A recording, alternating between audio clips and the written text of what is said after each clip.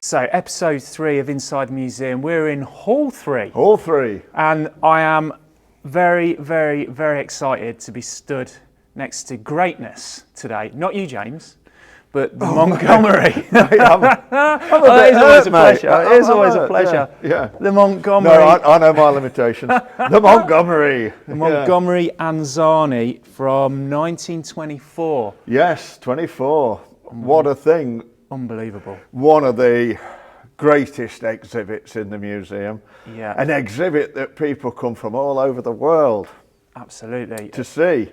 Yeah, and well, look at it. You would. It visually, look, I'm going to start actually with a little piece that I found from their sales literature, which will set the tone, I think. So this is how they described it in their adverts. Go for it. These Montgomery machines are for the men who prefer a distinctive mount in appearance and performance. That extra degree of soundness, those little touches which distinguish the super motorcycle from the mere motorcycle, come naturally to the Montgomery. Beautiful. There we are. We could have written that ourselves, couldn't we? Yeah. But it is a very, very special machine in the collection, and for a number of reasons. Well, let's start with the manufacturer, Montgomery. Not very well known, are they? No, certainly not in terms of, you know, similar machines like Brough, which is obviously everybody knows. Yeah, really very little known to the outside world, where a lot of people, even non-motorcyclists will have heard of Brough Superior. But ask them about Montgomery, they might look confused. Yeah, so they're quite a small manufacturer. Bury St Edmunds originally, then after the First World War moved to Coventry. Yeah. A heartland of motorcycle manufacturing. Where all the suppliers were, yeah, which made sense. And they produced some stunning machines, V-twins in particular, but this was the cream of the crop, wasn't it? And it's very special for a number of reasons, mainly because of the engine. Yeah. What a super powerful engine, the Anzani engine. Alessandro Anzani, what a great name in Italian. Yeah. Now, we were just discussing this, weren't we? Owned by an Italian, started by an Italian, designed by a Belgian, Hubert Hagens. Hubert, not Hubert, Hubert Hagens. Tasked by Anzani, old Hubert there, to produce a super powerful 8-valve V-twin engine. Now, I suppose the conversation went something like, let's beat Jap. I don't know. Let's be the best, the fastest. Yeah, let's beat Jap.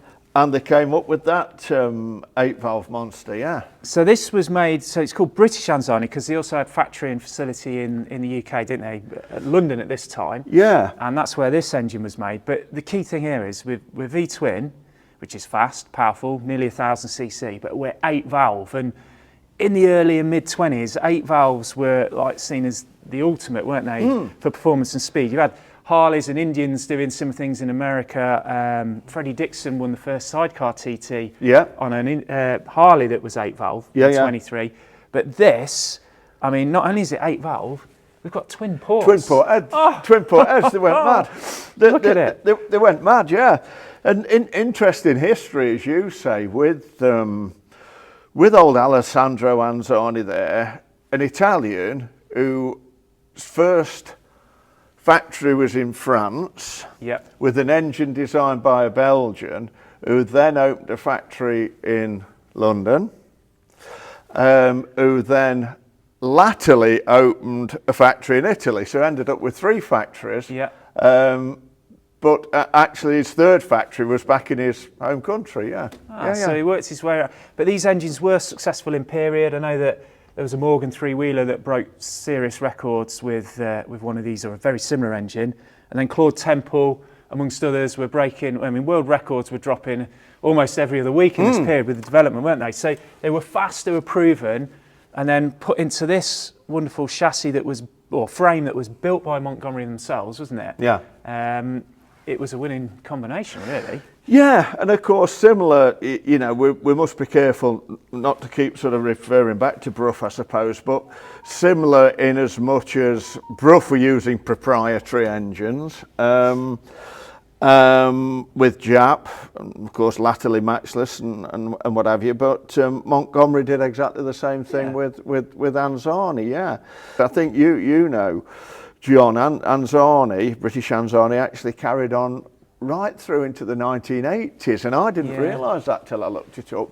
And actually went into liquidation only actually in the 1980s, and they've been making all sorts of things like, I don't know, tractor engines and weird and wonderful things. The Diesel. combustion engine, they went into all sorts. So, you know, but far away from this high-end super sports bike of its day. And in 1924, and you look at what else was around at the time, you know, the normal guy was wandering around on his, or riding around on his BSA or Triumph side valve, you know, belt drive, rim brakes, 3-speed, and then this. I mean, you can just see like the guys at Brooklands in their +4s and their knitted sweaters bombing around at over 100 mile an hour on something like that. It must have just been an incredible thing. Oh yeah, and you turn up on this, and what a tool! You'd have people queuing up to see it, wouldn't you? And what about the forks? Well, that is a really interesting feature, isn't it? So, obviously girder fork, but with a difference, and these really wide sections here, but leaf sprung. Leaf sprung. Yeah. Again, not many bikes featured that, and actually came with some benefits. I was speaking to a guy who'd ridden one of these or a similar machine, and he said actually that there's quite a bit of self-dampening going on with the leaf springs there, and it works quite well. So it did work, probably a little bit heavy, but and it was thought to be, and your man thought it was better than your sort of standard girdy, did he? He found it to perform really well. With the leaf spring, yeah. So really quite an innovative machine, wasn't it? Yeah, definitely. With the engine, the way it's featured, 8 valves, 4 pipes off the back, interesting suspension on the front, and then the looks to match, and exclusivity and rarity. I mean, this bike ticks all the boxes, isn't it, for that period? It does, and sort of going back to the collection, and you know, having nearly 1,000 machines in the collection, it's always easy to not overlook the best things in the collection, but it's, you know, there's a lot of bikes to think about. But it is true to say that with this bike in particular, and 1 or 2 others in the collection, this is a bike that people do travel half the way or all the way around the world to see. It really is a jewel in the collection, isn't it? Yeah, it is, like I say, you could count on one hand how many similar bikes there are out there that have got this sort of engine, and there was Montgomery, McAvoy, AJW, Croft Cameron. There's really bespoke little manufacturers that utilise these engines. Very, very few survivors, and this is probably one of the best examples out there, isn't it? Yeah, interesting that you mentioned McAvoy, because of course we've got a similar McAvoy in the collection, and that's another one we should do sometime. We'll roll that one on there. Yeah, we'll do that one. We'll do that one next time. But it's a real treat every time to come in and see this. And yeah, let's say, if there was one bike I could take home with me from the whole collection, it's definitely this. It's just like I say, it's the roaring 20s, it's Brooklands, it's ride it to work in the week and then go racing at the weekend. Yeah. This is the ultimate. And it's ride to work, then go racing. Yeah. It's a joy to see it, and great to feature it in this episode.